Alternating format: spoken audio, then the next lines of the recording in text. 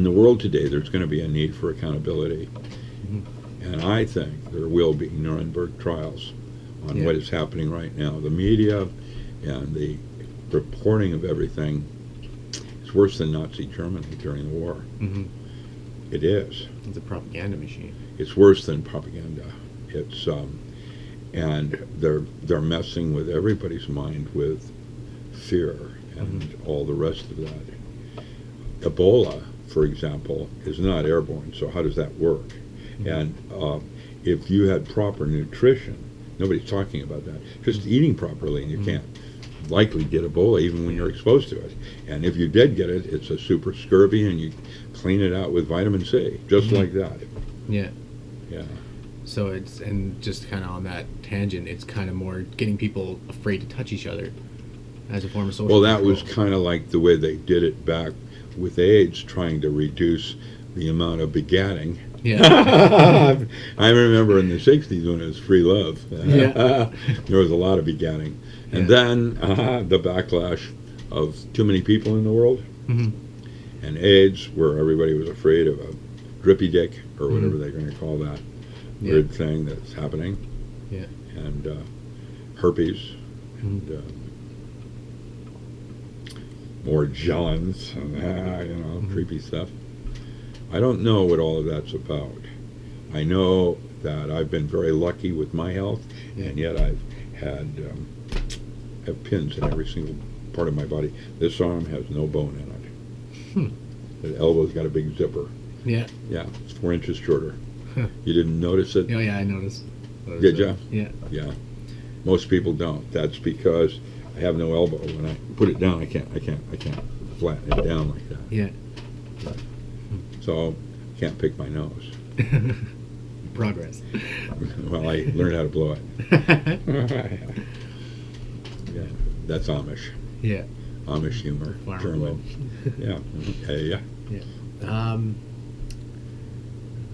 So, on the tangent of basically using the media to control the people, what can somebody do to like ignore it? Like, is it as easy as turning off the television? I Or would is it start wider than that. Yeah, it's wider than that. Cell phones and the going down into a vortex. Yeah. Yeah. It's crazy. I'm watching people sitting at a dinner table and they're not even looking at each other or texting each other. No eye contact. There's all kinds of invasion. Distractions are what they are. What's important to you? Family, children, friends. What's important? Money. Money is a theatrical prop. What's real is labor. So I have people that are doing things like ebarterbank.net and or permacredits.com. I mean, Eric, like community supported agriculture. We have a little infrastructure, and you invest in each other's skill sets. So what do you do first? What is your joy? You find what is your joy, and that becomes your barter. Right. And everybody's different. They have, in some tribes, shamans that will watch a child to determine what role that child plays as an adult in the tribe. Each person bringing in skill sets from joy. He likes to draw. These like to hunt. He's like to, that kind of thing. So I'm been tasked to design a kibbutzim. A kibbutzim, armed camp, like a senior center. Yeah. It's like a wagon train. And the garden's in the center, and everybody's kibbutzim. Kibbutz, Israel. And self-sustaining. Like my 280Z out there, running it off the grid with my garden out here with alcohol. Wicked. Yeah, well, you can't do that because you're going places that aren't doing that yet. Yeah. But if there was a network of different, communities, and you're going from one to the other, you could be the postman bringing the mail, the communication when the internet's down.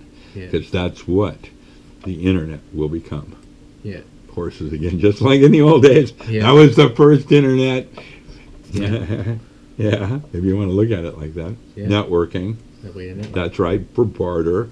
Like this community is focused more in these areas where that one does metalsmithing or whatever. Has a Bridgeport mill and makes parts.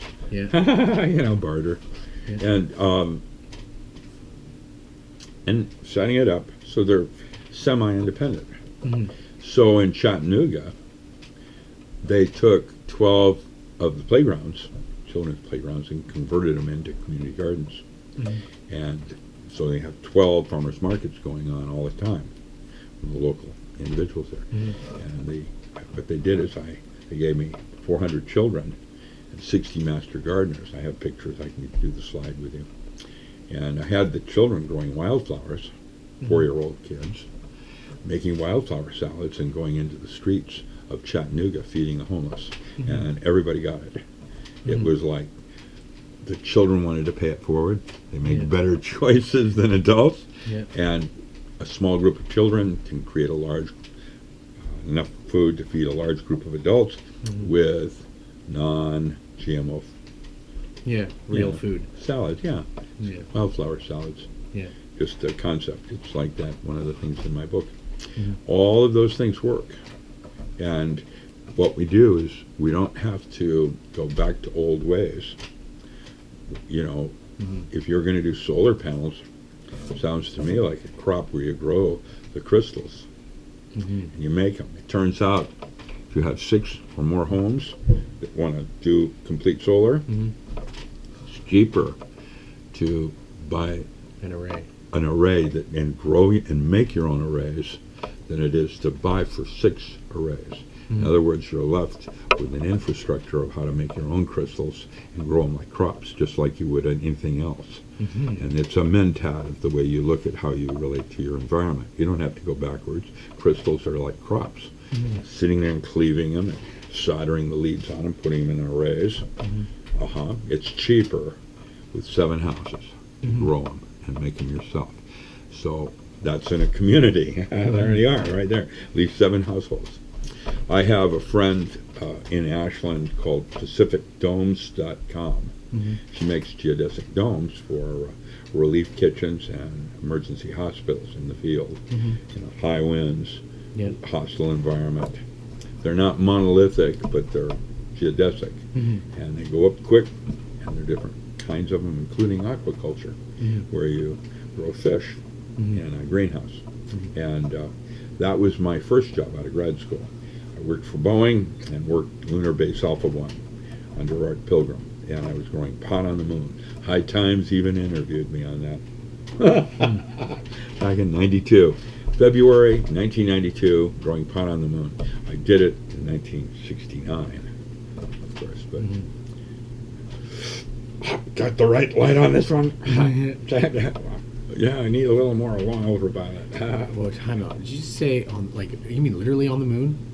No, okay. what we had, it was the Boeing Scientific Research Laboratories in South Park created a thing that was later called the Space Center, and the first part of it was taking New Galilee Gardens. It was in Redmond, in the woods at that time before Microsoft existed, and calling it Lunar Base Alpha 1, where it had clean room standards, and I was the physicist in charge of light. And that's where I started my drug. I was growing marijuana. And